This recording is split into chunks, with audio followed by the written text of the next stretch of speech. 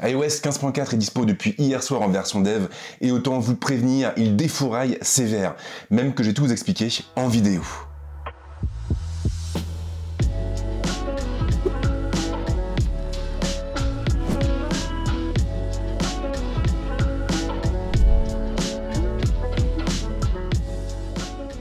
Alors pas de doute, hein, c'est une très grosse semaine pour Apple. Après avoir déployé iOS 15.3 en version finale, la marque remet le couvert avec une nouvelle version réservée aux détenteurs et aux détentrices d'un compte développeur. Alors iOS 15.3, je n'ai pas beaucoup parlé sur la chaîne, et ce pour une raison assez simple. Cette version apporte très peu de nouveautés et elle s'en tient principalement à de la correction de bugs et de la correction de failles. Ce qui ne sera pas du tout le cas avec iOS 15.4, parce que là les amis, on va vraiment avoir pas mal de nouveautés. Et j'ai même allé plus loin, vous allez clairement adorer iOS 15.4. Je vois dans l'avenir.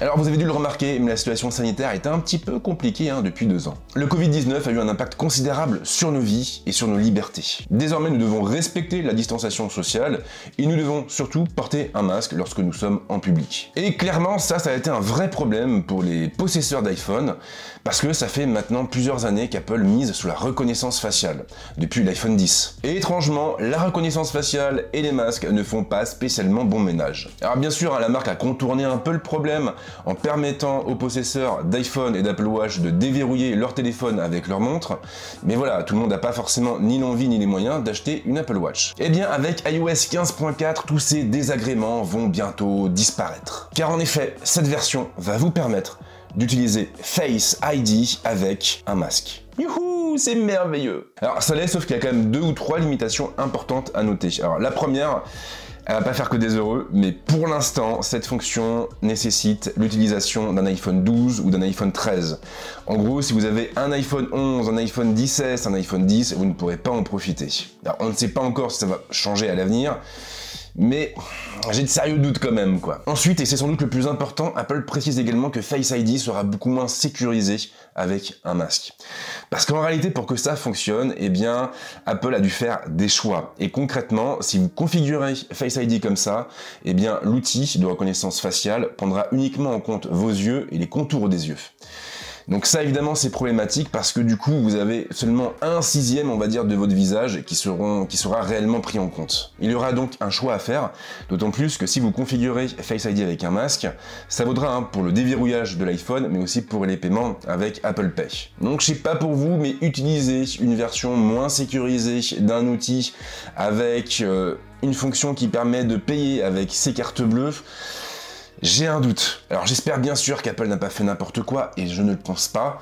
Maintenant, je crois qu'il faudra quand même attendre les premières études, les premiers retours, pour savoir si ce système est vraiment sécurisé et si vous devez réellement le mettre en place. Alors l'autre limitation qui est évidente, c'est que si vous configurez Face ID avec un masque, vous devrez vous asseoir sur vos lunettes de soleil. Alors ce n'est qu'une expression, ne le faites pas vraiment, mais clairement si vous masquez la partie basse de votre visage et qu'en plus vous portez des lunettes qui ne permettent pas à votre iPhone de voir vos yeux, là on se doute bien que ça peut pas marcher. Enfin, pas de manière sécurisée en tout cas, ce serait la porte ouverte à n'importe quoi. On pourrait même dire la porte ouverte à toutes les fenêtres.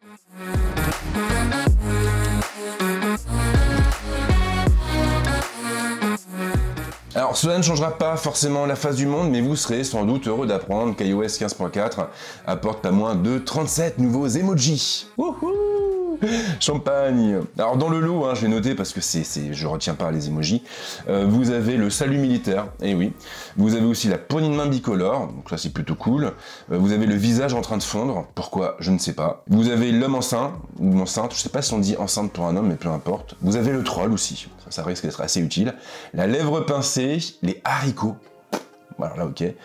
Ou encore la radio médicale et la béquille. Donc en gros, vous aurez un peu plus d'images pour vous exprimer, pour faire passer vos idées, pour faire des blagues aux copains. Bon, voilà, c'est pas ouf de ouf, c'est pas fifou, mais en vrai, ça va quand même intéresser des gens.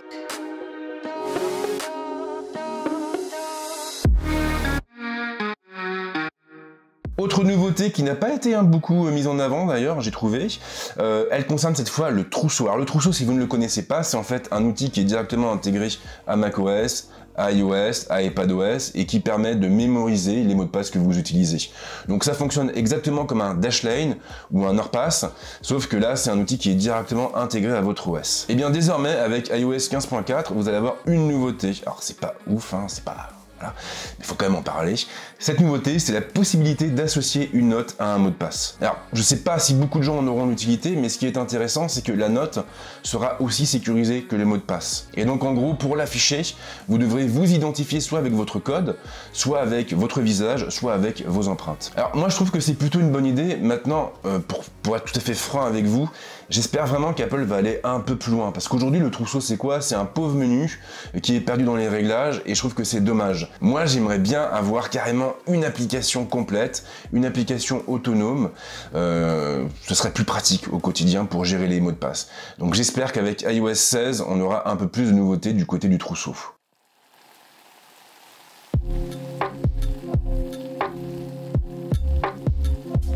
Alors bien sûr, il y a aussi du neuf côté iPad. Et la grande nouveauté, et ça je vous avoue que c'est la nouveauté qui me fait le plus plaisir, c'est l'arrivée, enfin, d'Universal Control. Alors cette fonction elle a été présentée l'année dernière et en fait elle est assez délire. L'idée concrètement c'est de vous permettre de contrôler un Mac, un iPad, voire deux iPads, tout ça avec un seul ensemble clavier-souris. Donc en gros, comment ça marche? Eh bien, vous avez votre Mac, vous placez votre iPad à côté du Mac, genre à gauche ou à droite, hein, je vais absolument froisser personne. Donc vous mettez votre iPad d'un côté ou de l'autre, vous activez la fonction, et là automatiquement vous allez prendre votre souris, et quand vous allez arriver du côté gauche de l'écran, ou du côté droit, eh bien automatiquement vous allez switcher, vous allez basculer sur l'écran de l'iPad. Donc ça veut dire qu'à partir de là, vous allez aussi pouvoir contrôler au clavier l'iPad ou le Mac, tout ça sans avoir besoin d'activer, de désactiver le moindre truc. Ça se fait de manière complètement transparente, et ça permet du coup de travailler sur deux appareils complètement distincts avec un seul clavier et une seule souris. Alors ça c'est plutôt cool, moi j'utilisais beaucoup la fonction qui permet d'étendre l'écran à un iPad. Ça j'en ai vraiment usé et abusé lorsque je bossais uniquement sur mon MacBook Pro 13 pouces. Et là pour le coup ça va un petit peu plus loin, parce que du coup vous allez aussi pouvoir par exemple, je sais pas, lancer Apple Music sur votre iPad et le contrôler tout en continuant à bosser sur votre Mac. Ou vous allez pouvoir par exemple garder un œil sur votre timeline Twitter sur votre iPad tout en bossant sur votre Mac. Donc c'est plutôt cool, et je pense qu'au niveau des usages ça va vraiment permettre aux gens qui ont un Mac et un iPad de travailler de façon un peu plus agile, hein, comme on dit, hein, c'est l'expression à la mode en ce moment. Agile, j'adore.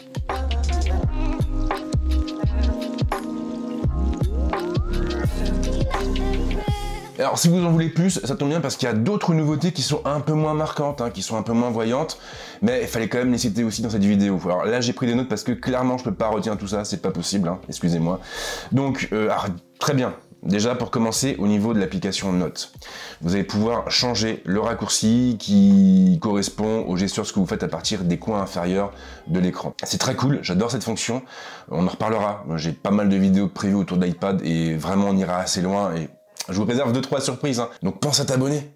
Et là du coup avec iOS et iPadOS 15.4 vous allez pouvoir changer en fait les raccourcis, vous allez pouvoir les intervertir, donc si vous n'aimez pas les gestures actuelles vous pouvez les changer, donc ça c'est plutôt cool. Ensuite, on a quoi d'autre? Alors, pour tout ce qui a trait à carte, le wallet, en fait, donc ce qui vous permet de stocker vos cartes bleues, vos cartes de fidélité, vos tickets de cinéma, eh bien, maintenant, vous allez avoir un nouveau widget qui va apparaître, qui va faire son entrée, et ce widget, alors, attention, hein, il va surtout intéresser les gens qui ont une Apple Card, vous savez, la carte bancaire Apple. Parce qu'en fait, avec ce widget, ils vont pouvoir directement consulter le plafond de leur compte depuis l'écran d'accueil sans avoir besoin d'ouvrir l'outil associé. Donc ça, c'est plutôt... Alors c'est une fonction qui va pas intéresser tout le monde, mais qui peut s'avérer assez pratique. Même si d'un côté, je me dis qu'afficher le solde de son compte sur l'écran d'accueil de son iPhone, hein, un écran d'accueil que tout le monde va pouvoir regarder en passant derrière, je me dis que c'est pas forcément la meilleure idée du monde, mais bon, après, c'est moi. Et sur iPadOS, vous allez aussi avoir un nouveau bouton qui va faire son entrée dans le centre de contrôle, et ce bouton va vous permettre de modifier l'intensité lumineuse du rétroéclairage de votre clavier. Alors je ne sais pas encore si ça va marcher avec tous les claviers qui sont entre guillemets compatibles avec l'iPad, parce qu'en vrai, quasiment tous les claviers Bluetooth le sont, mais clairement, si c'est le cas, ça va être genre la folie, parce que du coup, on aura un peu plus de contrôle sur l'iPad et on n'aura plus besoin de tapoter sur les touches du clavier pour modifier l'intensité de la lumière autour des touches, donc c'est plutôt cool. Moi, j'aime bien l'idée. Après, j'espère juste que ça va pas être réservé genre à 2 pauvres modèles, quoi. Mais bon, ça, il va falloir attendre un petit peu pour le savoir.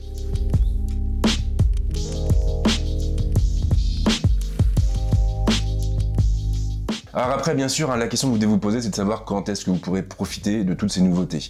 Alors, je ne l'ai pas encore dit, mais enfin, je l'ai sous-entendu hein, dans le début de la vidéo. Là, on est sur une version dev. Donc, cette version, elle est réservée uniquement aux détenteurs et aux détentrices d'un compte Apple Developer. Si vous n'avez pas de compte Apple Developer, vous ne pouvez pas l'installer. Enfin, pas de façon officielle. J'ai envie de dire, même si vous avez un compte Apple Developer et que vous avez envie de les tester, ces nouveautés, surtout n'installez pas cette version sur un appareil en prod, parce qu'il y a beaucoup de bugs, et si j'en crois les premiers retours sur Reddit et autres, c'est des bugs qui sont assez gênants, qui touchent à la synchro iCloud notamment, donc n'installez pas ça sur un appareil que vous utilisez au quotidien et dont vous avez besoin au quotidien. On réserve ces versions-là à un appareil de test. Après, pour la version finale, là on est sur une version mineure, donc le déploiement va se faire assez vite et je pense que c'est juste l'affaire de quelques semaines. À mon avis, d'ici 15 jours, on sera à peu près fixé.